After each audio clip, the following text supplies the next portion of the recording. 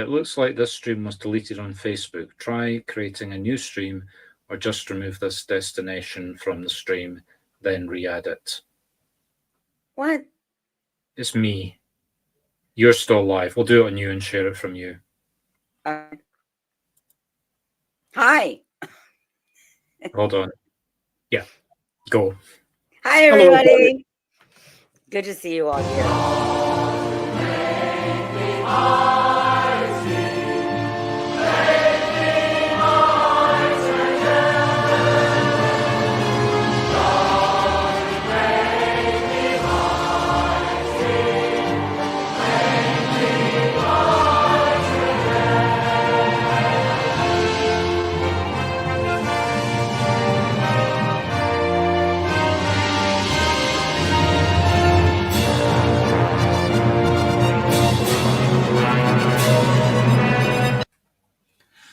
And this week's probably controversial subject from Mark and Devi is trying to reconcile mediumship and faith.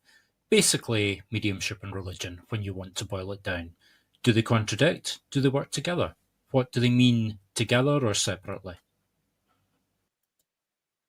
Well, it might be controversial here on the earthly plane, but I think Devi and I have completely established tonight that somebody up there does not want this broadcast, this streaming event to go ahead. Yeah, seriously, we've been having technical problems, which of course just proves to me that Mercury is retrograde.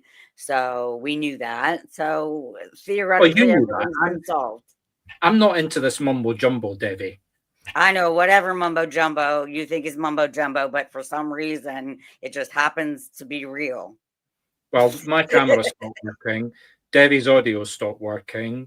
We're supposed to be streaming to my Facebook page and Devi's Facebook page and my YouTube. My YouTube and my Facebook page are not streaming. So the only people that are seeing this tonight live are people on Devi's page. We will restream it onto my page, but it won't be live. So if there's anybody out there, I apologize. If any of my friends are seeing this, hi. And if you're only Devi's friend and you're not my friend, I don't want to speak to you. But I do. So yeah. Of course she does. Of course, with the people that we go live, we'll see whether they're Devi's friends or my friends tonight, because if they come live, they're Devi's friends. And if we don't get anybody, they're my friends. Of course. There you go.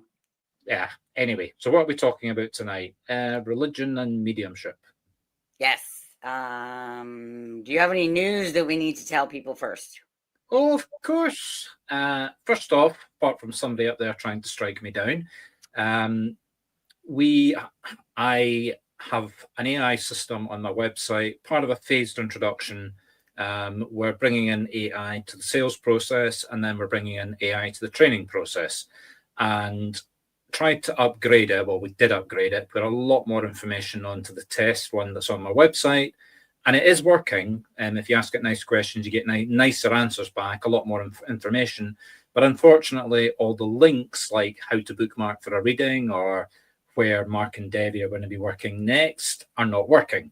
Yeah. Working on that in the background. Hope to have it all sorted out at some point tomorrow. So if you are watching this, if you do see this video, it would be very nice if you could go to markstewartmedium.com and start typing in questions onto the AI, but make them specific, like ask to book. I'm not saying book me for a reading. Well, yes, book me for a reading, but if you say book me for a reading, it should give you a web link that should take you to my Calendly diary, for example, or ask it about Kalich marketing, and that should give you a web link that'll take you to that page. Keep asking questions till you get a web link and just test as many different web links. I mean, I've got about 30 web links, so life does get confusing around me, but just keep testing. So go ahead and go on and try to break it, and definitely let us know if you do. Don't break it. Just let us know that you failed. Well, but, if you catch it in something that isn't real. Now, there is one other bit of news I need to cover.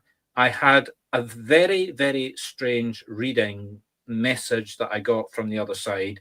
I recorded myself doing it, so I want people's opinions, especially if anybody speaks this language.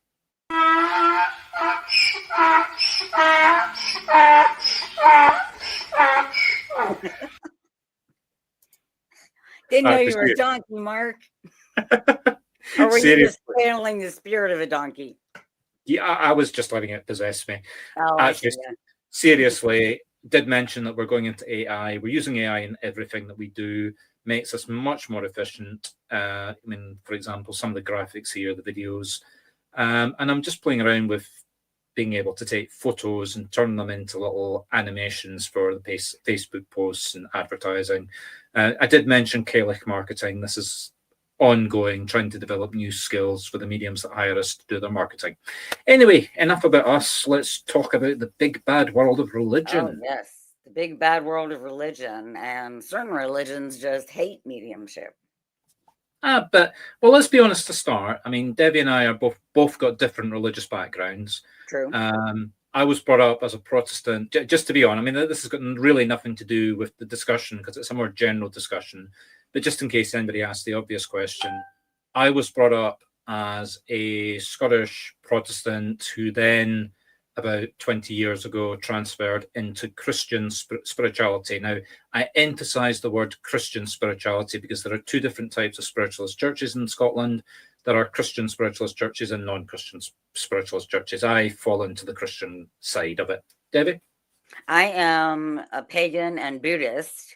I was raised agnostic. I was allowed to make my own choices as a child, so that was great.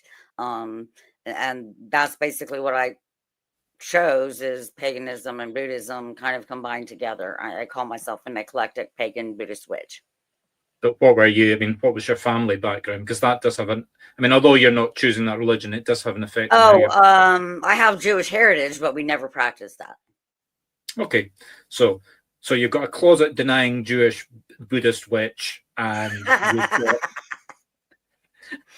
just don't know much about Judaism, I'll be honest about that. And you've got a denying Protestant Scottish spiritualist Christian. Right, okay, so that's who we are, that's what we do. I suppose the idea, let me give you a wee bit, a small story. The idea for this actually came about an incident I had in our corporate head office. Now, anybody that follows me, as opposed to Debbie, will know that my wife is a podiatrist. She's also a practicing spiritualist as well. The two of us got married in a Christian spiritualist church, going back to my background. But about 3 years ago, for her business, I bought a shop and converted it into a podiatrist clinic on the condition that I could use probably about a quarter of it for my mediumship business, head office, and also my reading room. So somebody, and I work there, I'm the practice manager as well as running everything that we do here.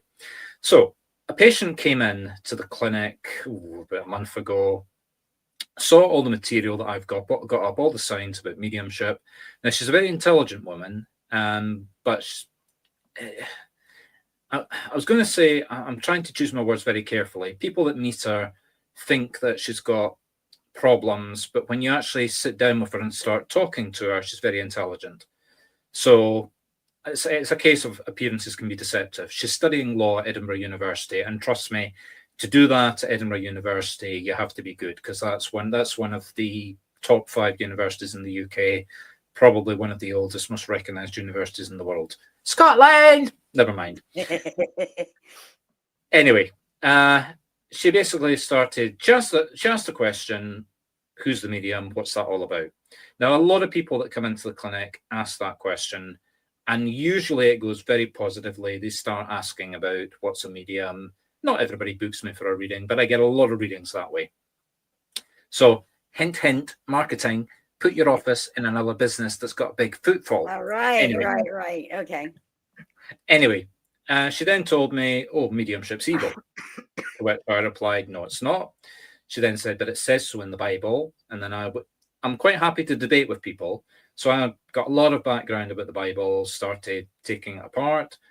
And she just dug her feet in and told me, eventually we got to the point where she told me that mediums were basically fraudsters, taking it. No, that wasn't the word she used. The word she used was take advantage, just in case she's watching and she is studying law. The words that she used were mediums take advantage of people. To which I replied, excuse me, I don't take advantage for people. I do a lot of charity work, for example. I work in churches, there are charities. I give free readings to charitable events locally in Pennycook, where the office is. So I kind of take a great objection to that. Gave her the opportunity to pull back, and she then dug her feet in and repeated it.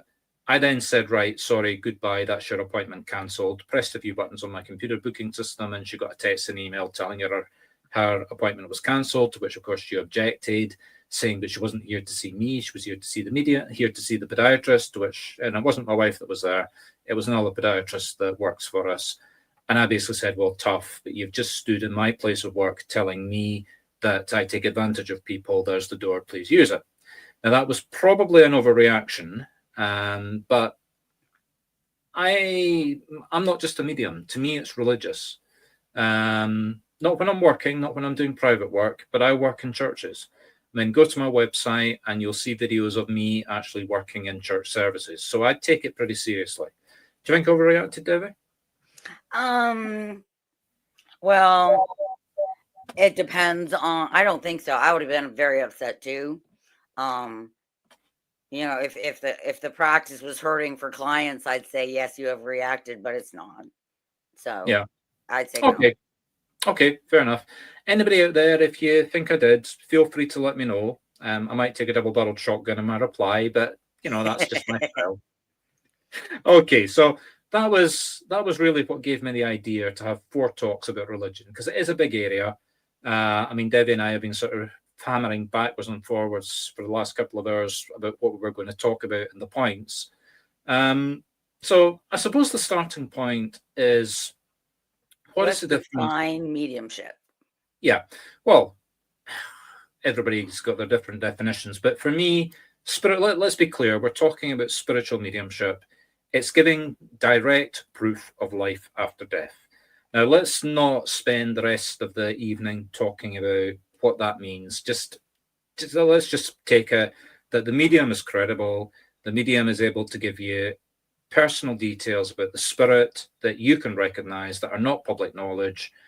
You're then happy that we've got, or if one of us or the medium has the spirit, and then you get a message, and that message, again, let's not get too bogged down, but it shouldn't be generic. Oh, your daddy loves you. It should be very specific, something that's going on, something, again, that you can recognize as evidential. So I suppose the key word there is evidential. It's proof of life after death. Now, just a wee joke here, life after death, lads, last 2 talks, go and look at them, were about ladies in mediumship, and here we are talking about us lads, but no. So that's what I would define mediumship as. Would you agree with that, Debbie? Yeah, I think that's a great definition of modern mediumship, yeah. Okay, so I mean, I suppose we should then talk about what is religion. Well, let's not talk about what religion is. Let's just assume that everybody's intelligent enough to know that would take hours, so that's not necessary. Let's just assume people know what religion is. No, organized religion. Hold on. I insist we talk about all 4,000. We were actually, Debbie made a point. 4,800 of them. Yeah, let's define every single one of them. Now, okay, you have to give me a list of them. Well, how about let's not get too far, because there's 38,000 different denominations of Christianity. Yes, and only some of those are against mediums. So yeah. So I suppose we're going to have to ask the question specifically, and we're talking about, let's be honest here, we're talking about Christianity, because I think, well, actually, no, let's go back a step. What we're talking about is mediums prove life after death. So again, whether you're a skeptic, for the point of this conversation, just accept that we do. That raises a fundamental question. Is that why versions of Christianity are against us? Because, I mean, think about it. Christianity is based on the precept of there was a man called Jesus who died, who was crucified, who was resurrected, and by physically proving it, proved that there was life after death. Now, other religions, I don't know of any other religion out of those 4,800 where any of them actually base it on proof of life after death. They'll accept there's life after death. It's part of the religion, but it's not the basis for the existence of the religion. Whereas with Christianity, that's what Christianity is. It was based with Jesus being reborn. Would you agree with that, David? I don't know if it was based on him actually being reborn, but it was based on the life of Jesus. Sorry, not reborn. Him being resurrected, him being the Son of God. Resurrected. The resurrection is a big part of it. Yeah. Yeah, and through that resurrection, proving life. Excuse me while I take my energy drink. That's all right. I've been. Okay, so then you're going to say, but surely medium, and I'm talking about the religious side of mediumship now. Surely mediumship, by proving there's life after death, that's core to our religion. Well, here's a wee interesting fact for you. On about 5 separate occasions, in 5 different churches, when I've been on platform, I have asked the congregation, how many of you here take the proof of life or death that I give as a medium as evidence that there is a God? And it is usually 1 or 2 out of a congregation of up to 60 or 70 that put their hands up.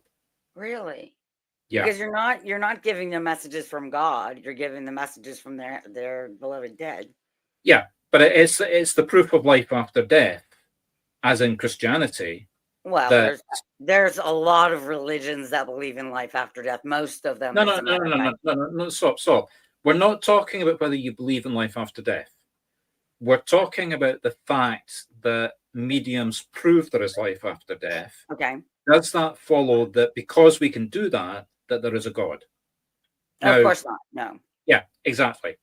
Whereas with the Christian churches, okay, it's one person, but they're basically saying, excuse me, because Jesus, the Son of God, whether you agree or disagree with that statement, again, just for the sake of argument, let's take it. Okay. That there was a man called Jesus who was the Son of God, who died, crucified, who then rose up from the dead, proving that there was life after death. And because he did that, proving that all people were subject to the way they live their lives, etc., were going to be resurrected on the other side, and what we call the spiritual plane, what they call heaven. Let's not get caught up in semantics. That's just semantics. Everybody calls it something different, but yeah. Exactly. So why do spiritualist churches with mediums not accept that is proof of God? Here's a very simple little fact for you. I don't know how many messages I've given over the last 10 to 15 years, but best guess, I mean, in a church service, I can give anything up to 30 readings. On a stage, I can give anything up to 50. I'm not as active on stages in churches as I used to be pre-COVID, but I was doing an average of 2.5 to 3, sometimes even 4 stage or church performances a month when I was in full swing pre-COVID. And then during COVID, I was one of the very first mediums that actually was broadcasting and streaming and doing readings. And I could do anything up to 10 a week on that. And that's not including private readings. So my best guess is maybe 2,000 readings over the last decade and a half. Oh, I'd say at least that. Yeah, at least. And I'm being very conservative there. And not once has a single spirit told me there's a God. No. I've never been told there's a God. So my question is, and I'm not saying there isn't a God, I'm just saying that if I'm giving proof of life after death, why didn't a spirit come forward and say, hello, I had a conversation with Jesus, Moses, Allah, God, the Creator, whoever, last week, and just tell everybody that there is a God? You know, that to me, that would be the most obvious way that life on the other side of death could come forward and tell us all that there's a nice, benevolent God up there that's looking after us. Right. And since no one has, does that mean it's proof that God doesn't exist? I don't know. Then just to push buttons there. Yeah. Well, it comes down to a difference between mediumship and, again, let's make this specific, Christian churches. What is faith and what is evidence? Jesus was evidence if you accept that there was Jesus. Okay. But everything else is faith. Yes. Now, if you can prove that there's life after death, and if you can prove that again, if you accept, let's just play that forward. If you accept that that's proof that there is a God because we die and we're, I'm not going to use the word reborn, but we continue to exist on the other spiritual plane, then that destroys faith. And if you don't have faith, do you have a religion? Yes. I don't know. Some religion is just dogma, the dogma of, what you should and should not do, and their moral codes and a lot of that. So I don't know if you have to have. Okay, that's an interesting bit. That's an interesting bit. Then maybe to quote another little bit of Christianity. Now, this does not apply to all Christian churches. So let's be clear. There are 38,000 Christian churches out there, and a lot of them do actually have practices that recognize mediumship and involve mediumship.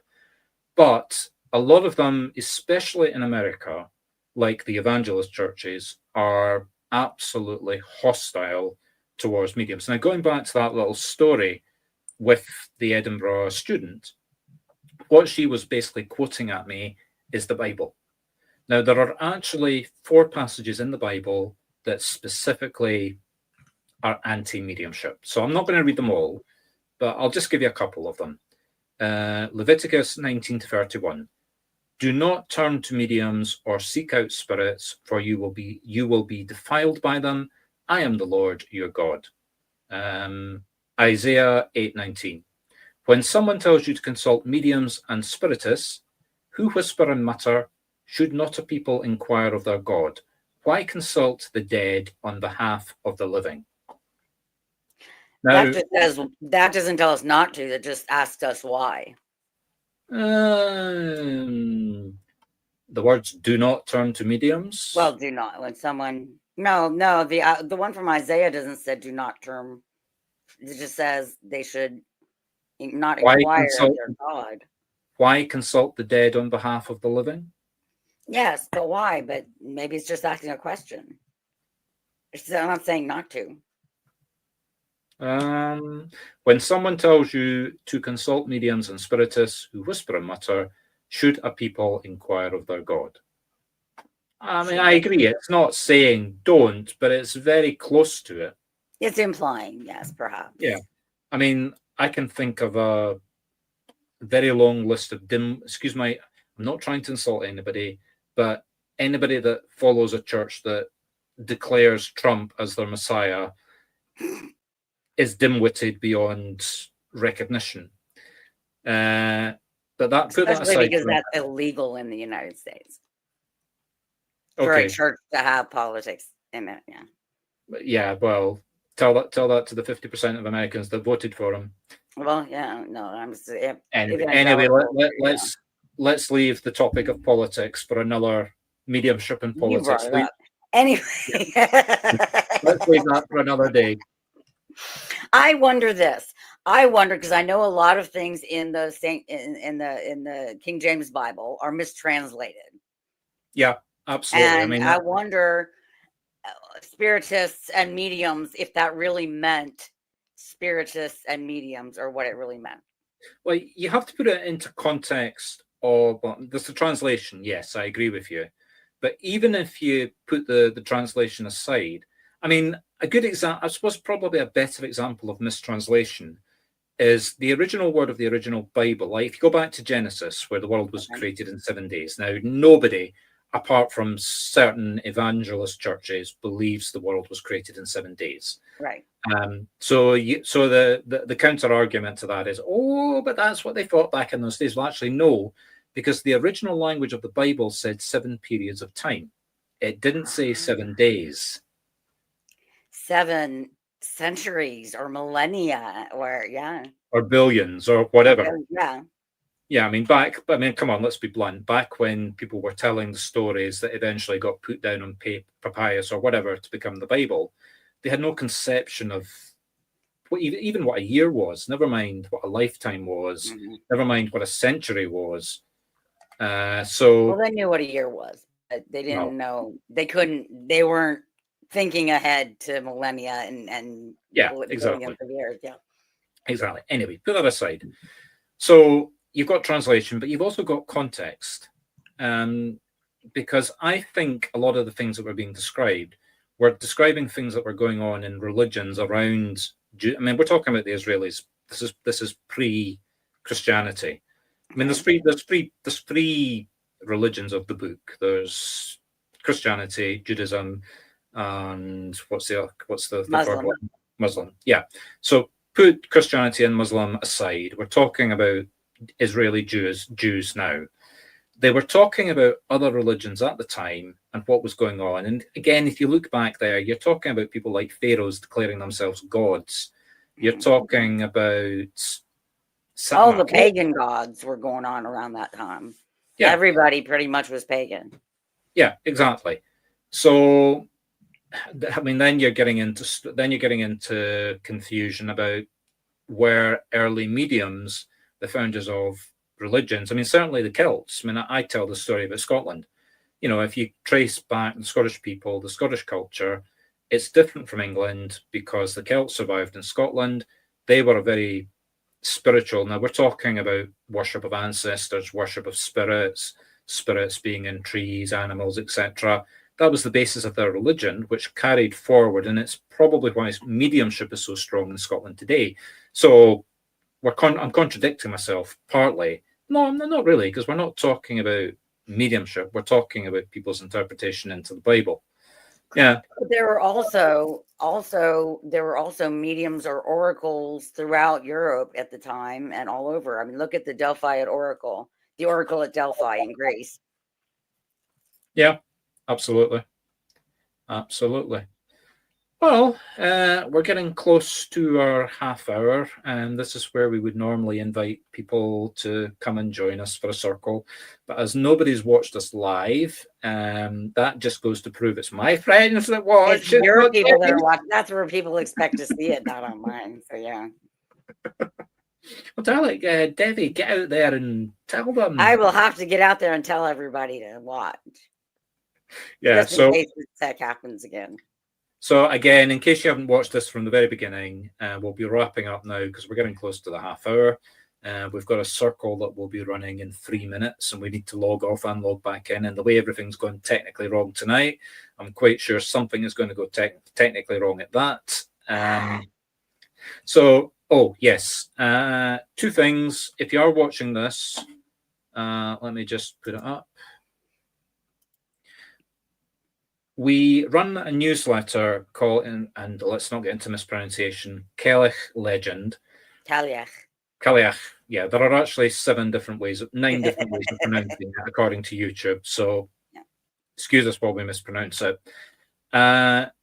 We used to bring them out haphazardly. We still bring them out haphazardly, where we're just talking about the business and what's going on. We're now bringing out 1 a month that will be very specific about these talks that we're doing.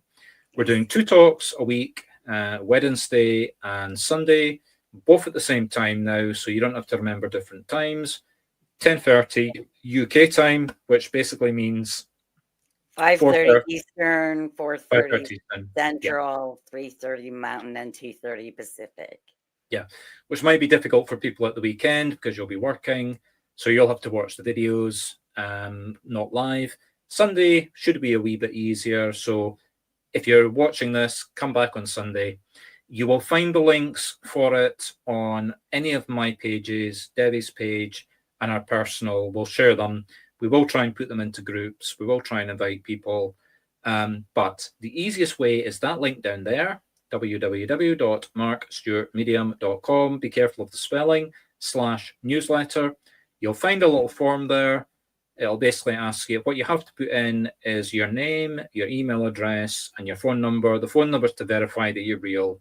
We're not going to start sending you 1,000 texts, so don't panic. Save that. It'll go into our CRM. We're a big business with a CRM system.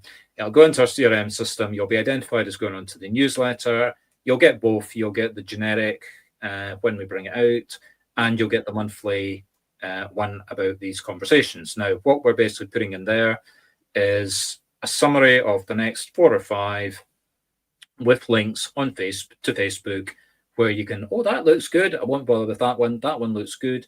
Where you can register on Facebook, then Facebook will take over and give you and they'll remind you and all that stuff. Yeah. So we're just trying to use what's out there with great old Facebook. That's about it. That's it. And we're running out of time. So absolutely. Thank you for watching, everyone. And just remember, if you're watching this, you're not watching it live. No. Okay. Bye-bye. Bye.